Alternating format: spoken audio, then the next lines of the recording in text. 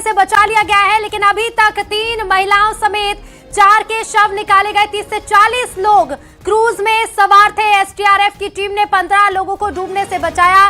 30 से 40 लोग इस क्रूज में सवार थे। अब तक 3 महिलाओं समेत 4 के शव निकाले गए हैं। जबलपुर के बरगी डैम में यह हादसा हुआ है। क्रूज पलटा और नर्मदा नदी में क्रूज पलटने से 3 महिलाओं समेत 4 के शव अब तक बाहर निकाले गए हैं। 30 से 40 लोग क्रूज में सवार थे। एसडीआरएफ की टीम ने 15 लोगों को डूबने से बचाया। अभी भी देखिए रेस्क्यू जारी है और बरगी डैम में यह हादसा हुआ है। 30 से 40 लोग जिस क्रूज में सवार थे यही क्रूज पलटा और अब तक 3 महिलाओं समेत 4 के शव बाहर निकाले गए हैं। 15 लोगों को एसडीआरएफ की टीम ने बचा लिया है।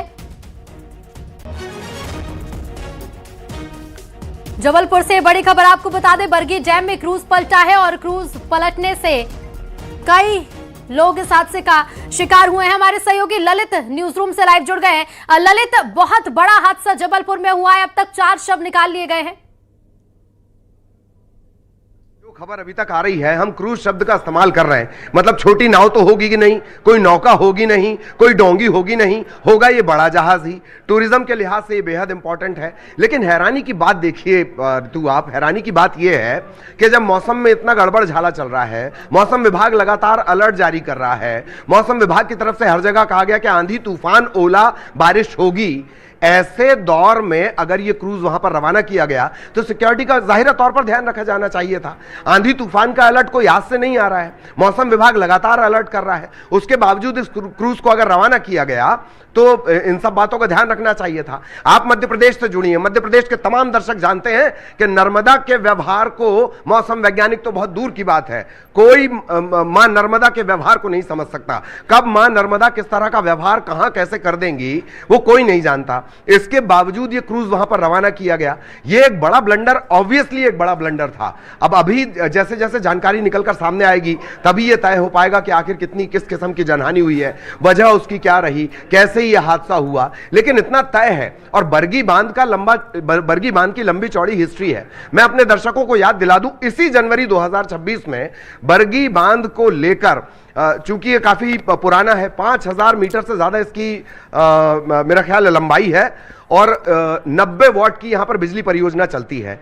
जनवरी में इसकी बांध की सुरक्षा को लेकर चिंता जताई गई है। इसी जनवरी की मैं बात कर रहा हूं, जनवरी 2026 की। जब ऐसी स्थितियां हैं तो टूरिज्म को थोड़े दिन रोक देना चाहिए, और अगर फिर भी टूरिज्म करना जरूरी है, क्रूज चलाना जरूरी है या कोई और गतिविधि करनी जरूरी है तो बेहद अलर्ट रहने की जरूरत थी। और सबसे बड़ा पॉइंट, मौसम विभाग बार बार अलर्ट जारी कर रहा है कि पूरे देश में जो मौसम है वो बदल रहा है, और अब तो नया सिस्टम है मौसम विभाग के पास जो हर घंटे का अलर्ट जारी करता है, उसके बावजूद ये लापरवाही हुई। बिल्कुल ललित, मैं लौटूंगी आपके पास। ये कुछ तस्वीरें भी आई हैं, तस्वीरें दिखा देते हैं दर्शकों को। एक्सक्लूसिव तस्वीरें देखिए, जबलपुर की तस्वीरें हैं उसी बरगी डैम की जहां पर ये क्रूज पलटा है। 4 लोगों की मौत अब तक हो चुकी है, कई लोग अभी भी लापता हैं। और आप पानी की लहरों को देखकर आप अंदाजा लगाइए कि कितनी बड़ी लापरवाही, जैसा कि ललित भी अभी कह रहे थे कि ऐसे में क्रूज रवाना ही क्यों किया गया। बरगी डैम में क्रूज पलटा है, गहराई यहां की बहुत ज्यादा है, 4 लोगों की अब तक मौत हो चुकी है। ये एक्सक्लूसिव तस्वीरें आप देख सकते हैं, हादसे की बात की तस्वीरें। एसडीआरएफ की टीम मौके पर मौजूद है, तलाश लगातार की जा रही है क्योंकि बताया जा रहा है करीब 30 से 40 लोग इसी क्रूज में सवार थे। 15 लोगों का सुरक्षित उन्हें बाहर निकाला गया। एसडीआरएफ ने 15 लोगों को डूबने से तो बचा लिया, लेकिन अब तक 4 शव भी बाहर निकाले जा चुके हैं। और श्रीनिवास हमारे साथ जबलपुर से जुड़ गए। श्रीनिवास, अभी रेस्क्यू ऑपरेशन को लेकर अपडेट दीजिएगा, कितने लोगों को बचाया गया है? जो प्रथम सूचना जो सामने आया है, जिसमें कि जो क्रूज है इसमें 30 से 40 लोग सवार थे, जिसमें एसडीआरएफ की टीम और स्थानीय गोताखोर द्वारा अभी तक 15 लोगों को बचाया गया है। वहीं 4 लोग की बॉडी उसमें मिली, जिसमें 3 महिला है, तो 4 लोगों को बचा लिया गया। वहीं रेस्क्यू और बचाव का लगातार जारी है वहां पे। और ये भी अभी सूचना ये मिली कि वहां पे जो पीडब्ल्यूडी मंत्री राकेश सिंह वो भी वहीं पे मौके पहुंच रहे हैं वहां पे जायजा लेने के। साथ ही साथ जो प्रशासनिक अधिकारी है मौके पे, वो पुलिस के अधिकारी मौके पे डटे हुए हैं, लगातार जो इस पे नजर बनाए हुए हैं और लगातार रेस्क्यू ऑपरेशन चल रहा है। इससे साफ तौर पे जाहिर हो रहा है कि जिस प्रकार से यह हादसा हो, क्योंकि देखिए आज ही बताया गया था मौसम खराब है, जिसमें तेज आंधी और तूफान के साथ कहीं ना कहीं यहाँ बारिश भी हुई थी, और ऐसी स्थिति में वहां पे क्रूज को चलाया जा रहा था। और जो एक्सक्लूसिव तस्वीर आप देख रहे हैं उसमें साफ तौर से डूबते हुए दिखाई दे रहा है। उसमें आप देखिए बीच में डूबता हुआ क्रूज दिखाई दे रहा है जिस प्रकार से, तो देखिए इतना लहरें और इतनी बहाव, उसके बावजूद इस प्रकार से उनको ले जाना कहीं ना कहीं जान जोखिम में डालने वाली बात थी। हालांकि अभी तक ये स्पष्ट नहीं हो पाया कि जो क्रूज में उसमें सेफ्टी जो जैकेट है वो उनको पहनाया गया था कि नहीं पहनाया गया, किस प्रकार से ये हादसा हुआ अभी स्पष्ट तो नहीं हो पाया है। लेकिन जिस प्रकार से अभी बचाव कार्य चल रहा है, सर्वप्रथम जो अधिकारियों का कहना है कि बचाव कार्य में साफ तौर पे जो वहां पे जो डूबे हुए हैं उनको बचाना प्राथमिकता ये है। उसके बाद ये स्पष्ट कारण हो पाया कि कैसा ये हादसा हुआ था, किस प्रकार से हुआ था हादसा।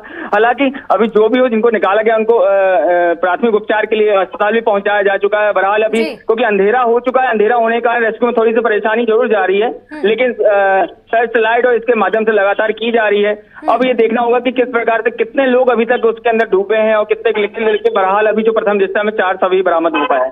बिल्कुल, और ये आंकड़ा बढ़ भी सकता है। श्रीनिवास बने रहेगा, लौटेंगे। ललित लगातार बने हुए हैं। ललित, कई लोग अभी भी लापता है। 15 लोगों का सुरक्षित रेस्क्यू किया गया, 4 शव अभी तक बरामद किए गए, लेकिन अभी भी कई लोग लापता बताए जा रहे हैं। ऊपर से अंधेरा हो गया है, तो अब रेस्क्यू ऑपरेशन चलाने में भी काफी मुश्किलें होंगी।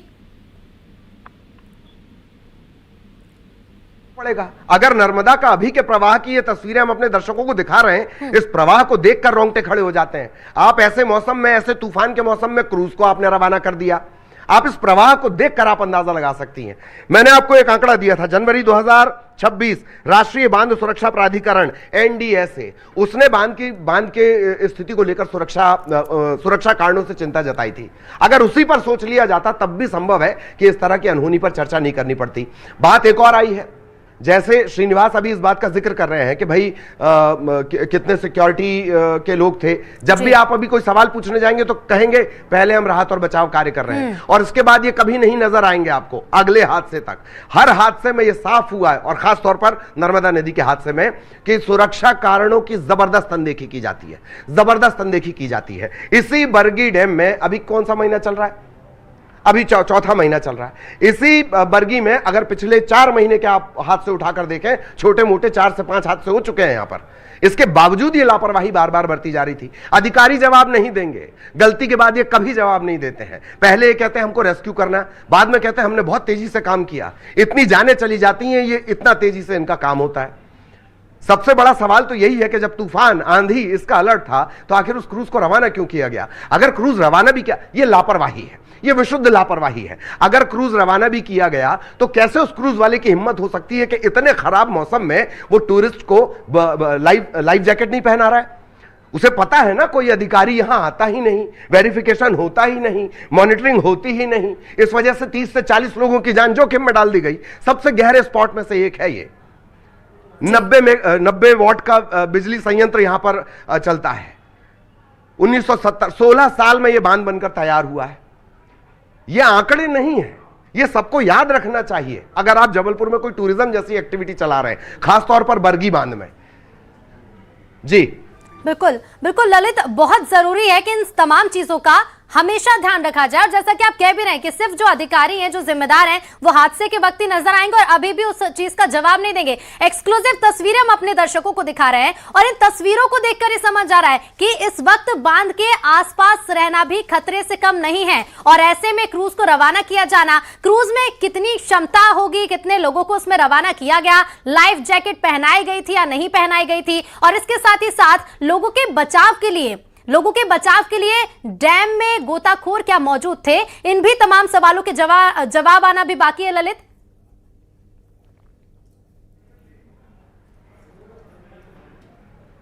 बिल्कुल आप सही कह रही हैं, बहुत सारे सवालों के जवाब आने बाकी हैं। हम भी ये चाहते हैं कि राहत और बचाव कार्य हो और बहुत तेजी से हो, कम से कम जानकारी लगे। बहुत सारे लोग, जैसे ही खबर चलती है, बहुत सारे लोग चिंता में आ जाते हैं, परेशानी हो जाती है, उनके अपने रिश्तेदार वहां पर गए होंगे। लेकिन वही तो मैं कहना चाह रहा हूं ना कि जिस चीज का व्यवहार, एक तो कुदरत से खिलवाड़ बहुत सोच समझ कर करिए। और अगर नर्मदा जैसी नदी हो, याद करिए कुछ साल पहले बाढ़ आई थी, नर्मदा ने डिसाइड कर लिया कि हम भोपाल के पैर छू कर आएंगे, तो मां नर्मदा वहां तक चली गई। भेड़ा घाट में आप नर्मदा का प्रवाह देख लीजिए, और उसके बाद जब ये जाकर समंदर से मिलती है तब नर्मदा का व्यवहार देख लीजिए। एक नदी के 4 से 5 व्यवहार हैं। मैं कह रहा हूं सारी नदियों से एक तो उल्टी दिशा है, और उन सब के ये सब बातों का ध्यान रखा जाता है जी। एसडीआरएफ की ट्रेनिंग में ये सब बातें होती हैं, एनडीआरएफ की ट्रेनिंग में ये सब बातें होती हैं, जो वहां पर क्रूज चला रहा होता है उसकी ट्रेनिंग में ये सब बातें होती हैं। जो कंपनी वहां पर ठेका लेती है उसकी ट्रेनिंग में ये सब बातें होती हैं, ये सारी चीजें सिखाई जाती हैं। उसके बावजूद कैसे कदम कदम पर लापरवाही बरती गई। अभी लगातार वहां पर रेस्क्यू ऑपरेशन चल रहा है, एसडीआरएफ की टीम पहुंच गई है। अब जैसे आप एक बड़े पॉइंट का आपने जिक्र किया कि भाई शाम हो गई है, मौसम खराब है, रेस्क्यू ऑपरेशन आपको चलाना है, और कभी इनके पास रस्सा, सामान, life jacket, boat, speed boat कभी एक जगह प्रॉपर नहीं होती है। क्या इसीलिए एसडीआरएफ साल भर वो मॉक ड्रिल करती है कि जब जरूरत पड़े तब इनके पास सामान ना मिले? बहुत सिली सी मिस्टेक्स आपको नजर आएंगे। हमारे पास रस्सी नहीं थी सर, मोटर बोट नहीं थी, बड़े बड़े बल्ब नहीं थे, हम रात को ढूंढ नहीं पाए। जबकि साल भर ये लोग मॉक ड्रिल करते हैं, एनडीआरएफ एसडीआरएफ मिलकर, कि इसी स्थिति से निपटने के लिए आपको ट्रेंड किया जाता है ना। आपात स्थिति क्या होती है? आपात स्थिति फोन करके थोड़ी आएगी एसडीआरएफ के अधिकारी को कि मैं आ रही हूं, सावधान रह जाओ। इन सबके लिए तैयारी होती।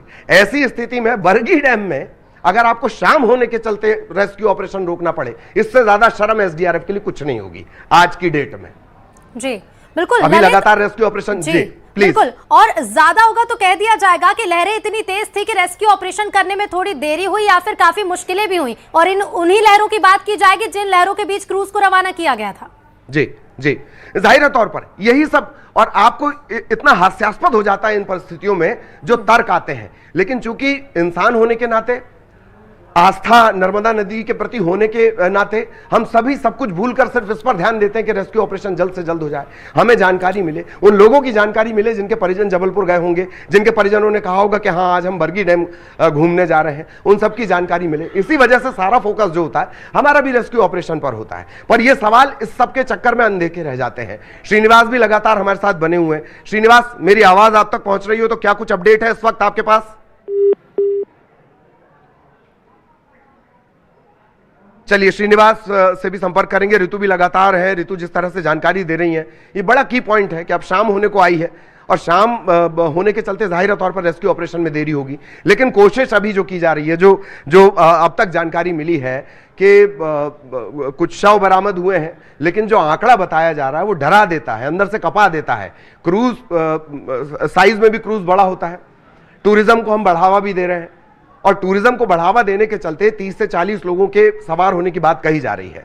कोशिश यही है कि जल्द से जल्द ये जानकारी आए किस तरह से रेस्क्यू ऑपरेशन चल रहा है, और इन लहरों को देखकर आप अंदाजा लगा सकते हैं, इन तस्वीरों को देखकर आप अंदाजा लगा सकते हैं कि किस कदर जो नर्मदा का वेग है वो प्रचंड है।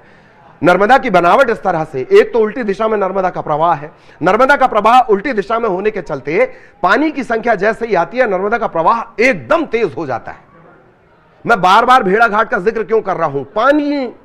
पानी हवा बन जाए, दूध जैसा सफेद हो जाए, बूंद बूंद में तब्दील हो जाए, यह नर्मदा का व्यवहार है, और इसके चलते चिंता ज्यादा है, और कोई बात नहीं है। ऋतु बिल्कुल, और श्रीनिवास हमारे साथ जुड़ गए। श्रीनिवास